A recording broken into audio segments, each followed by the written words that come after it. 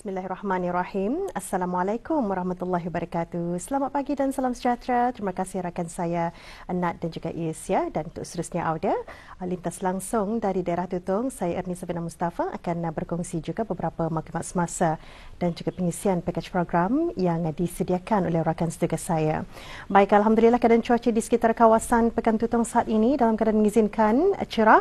Ya, mudah-mudahan majlis-majlis ataupun acara yang akan berlangsung sepanjang hari ini Allah permudahkan. Dan untuk makluman bersama juga pada pagi ini bertempat di Kompleks Dewan Kemasyarakatan Daerah Tutong. Pada pukul 10.15 pagi nanti insya-Allah akan berlangsung upacara pengibaran bendera negara sempena sambutan perayaan ulang tahun Hari Keputeraan ke bawah Duli Yang Maha Mulia Paduka Seri Baginda Sultan dan Yang di-Pertuan Negara Brunei Darussalam ya, bagi daerah Tutong ke-79 tahun. Jadi diharapkan kepada yang terlibat untuk hadir lebih awal sebelum acara ini dimulakan. Dan insya-Allah nanti kita akan maklumkan lagi beberapa info semasa, tetapi sebelum itu kita beralih seketika untuk menyaksikan pakej program yang kami sediakan untuk Auda edisi hari ini. Jadi kita saksikan bersama.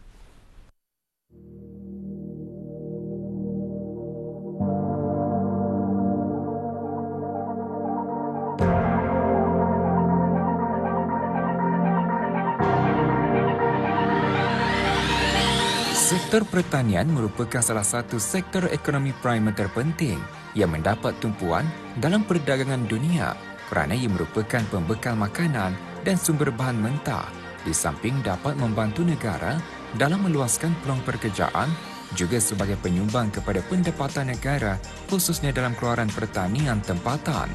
Justru penglibatan masyarakat dalam sektor berkenaan perlu diberi perhatian menyeluruh bagi memperkembangluaskan lagi skop perdagangan selain mempelbagaikan ekonomi negara yang tidak hanya tertumpu pada sektor minyak dan gas. Potensi besar dalam memajukan sektor pertanian mampu menjamin bekalan makanan asasi kepada penduduk agar boleh mengurangkan kebergantungan pada kadar import pertanian dari luar negara.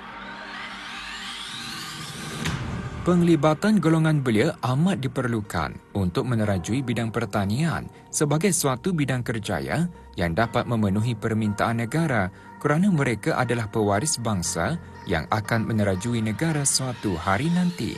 Dalam pertemuan pakej program kali ini bersama Daengku Anissa Khairunisa, Pengiran Haji Kamaluddin, siswi ijazah sarjana dari Fakulti Pertanian, Universiti Islam Sultan Sharif Ali Yunisa yang mempunyai impian besar dalam menyumbangkan idea dan tenaga dalam bersama memajukan sektor pertanian negara melalui kajian-kajian yang beliau lakukan.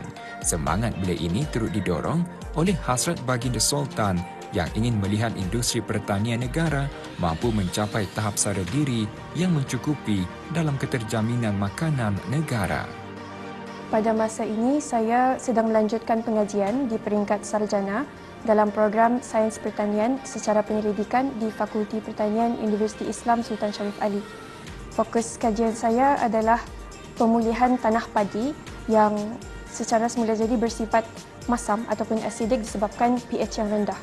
Dan kaedah yang saya gunakan adalah kaedah alami ataupun semula jadi iaitu dalam bahasa Inggeris dipanggil Organic Amendment Assisted Phytoremediation ataupun kalau dalam bahasa Melayu mungkin kira-kira bermaksud phyto pemulihan, phyto bermaksud tumbuhan.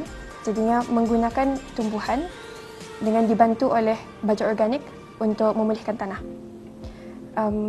Objektif utama kajian saya adalah untuk memulihkan kesihatan tanah supaya ia menjadi lebih berkualiti. Jadi padi yang ditanam di tanah yang lebih berkualiti itu boleh tumbuh dengan lebih sihat. Di samping itu, kaedah ini juga berpotensi untuk mengurangkan kebergantungan petani kepada input yang mahal. Contohnya baja kimia yang juga boleh menjejaskan alam sekitar. Jadi kajian saya adalah untuk memulihkan kesihatan tanah dengan pendekatan alami yang menggabungkan tumbuhan yang memiliki keupayaan untuk menyerap logam toksik ataupun toxic metals daripada tanah padi, dan juga dibantu dengan baja organik untuk memperbaiki lagi tumbesaran tumbuhan hyperaccumulated tersebut dan juga keupayaannya untuk menyerap toxic metals. Jadi saya menghasilkan baja organik yang diperbuat daripada sisa pertanian seperti jerami jagung dan najis ayam yang diperoleh daripada industri ayam penelur ataupun ayam pedaging dan juga industri makanan ternakan.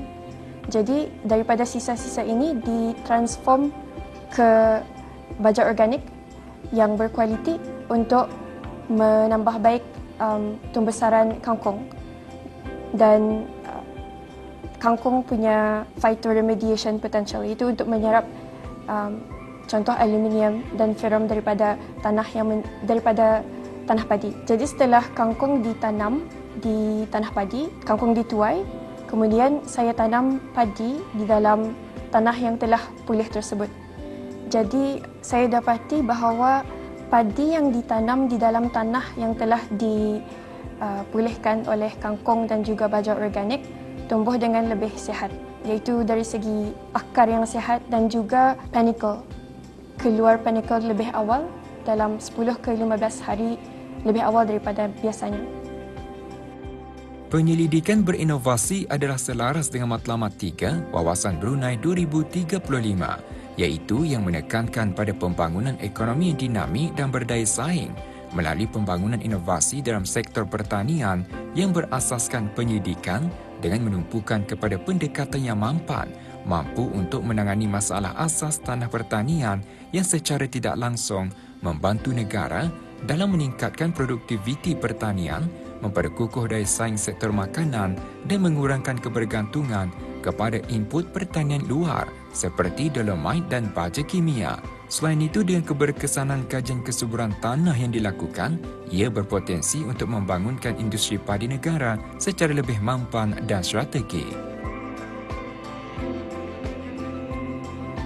Sebagai seorang belia yang berjiwa besar dalam bidang pertanian, kajian yang beliau lakukan telah diiktiraf dan beliau telah dipilih sebagai salah seorang dari 10 orang saintis muda dari negara-negara ASEAN untuk dianugerahkan International Union of Soil Sciences IUSS Stimulus Fund Assistance Award, sebuah anugerah berprestij yang diberikan oleh IUSS ketika persidangan antarabangsa International Soil Science Conference 2025 di Pulau Pinang, Malaysia. Pengiktirafan tersebut diberikan atas sumbangan kajian beliau dalam menitikberatkan pemeliharaan kesihatan tanah demi masa depan pertanian dan alam sekitar yang mampan.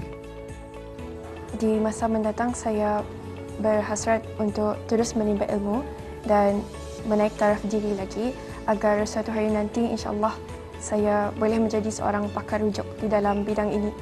Dan saya committed untuk menyumbang ke dalam usaha mengurangkan impak negatif pertanian terhadap alam sekitar, antaranya melalui pemulihan tanah secara semula jadi ataupun nature-based soil remediation, dan juga mentransformasi sisa-sisa pertanian kepada sesuatu yang bernilai, iaitu baja organik. Dengan ikhtiar dan usaha bagi memajukan sektor pertanian, beliau juga mempunyai cita-cita untuk menyumbang kepada pelaksanaan Brunei Food Industry Roadmap, khususnya dalam usaha memperkukuh rantaian nilai industri makanan negara, di samping berhasrat untuk menyumbang kepada transformasi industri padi negara ke arah yang lebih produktif, cekap dan lestari selaras dengan pendekatan pertanian yang harmoni dengan alam sekitar serta tidak menjejaskan kemaslahatan ekosistem.